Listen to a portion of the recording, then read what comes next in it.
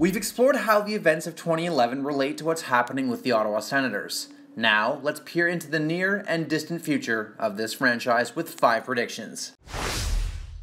While it's not for certain that Ottawa moves downtown, there's reason to believe a theoretical location would benefit the Senators financially. In a poll conducted by Radio Canada, 55% of respondents indicated that the National Capital Commission should favor the Rendezvous-Le Breton group, which represents the Senators. Most interestingly, 64% of those who indicated that they'd never been to an NHL game said they would frequent Senators games if the arena was more central. That means potentially new fans and new revenue.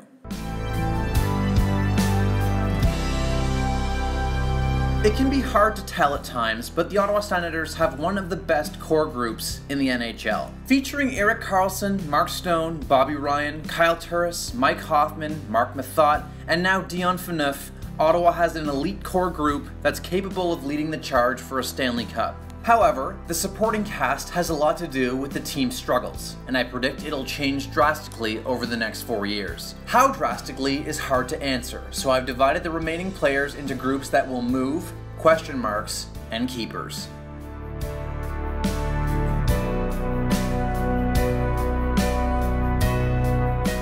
Based on these lists, there will be room for players like Colin White, Thomas Chabot, Matt Pumple, and Matt O'Connor to show what they can do in the NHL. But what will happen with Clark MacArthur after being sidelined since October with a concussion? And what will be made of an aging situation in the crease?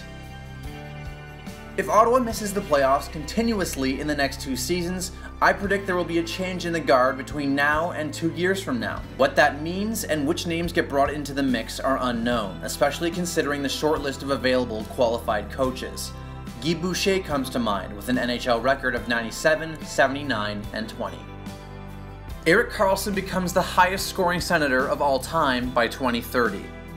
Karlsson won't beat Daniel Alfredsson's pace, but when you compare their point-per-game numbers in their first 400 games, it's incredibly close. Allow me to remind you that Erik Karlsson is a defenseman. In 4 years from now, the Senators will go deep into the playoffs on a regular basis and contend for the Stanley Cup. It sounds too optimistic, doesn't it? But maybe it was unrealistic to commit to a Stanley Cup 5 years from 2011. So how can I say, with such conviction, that the Ottawa Senators will lift Lord Stanley's mug by the mid-2020s? Easy, because anything else would be unacceptable.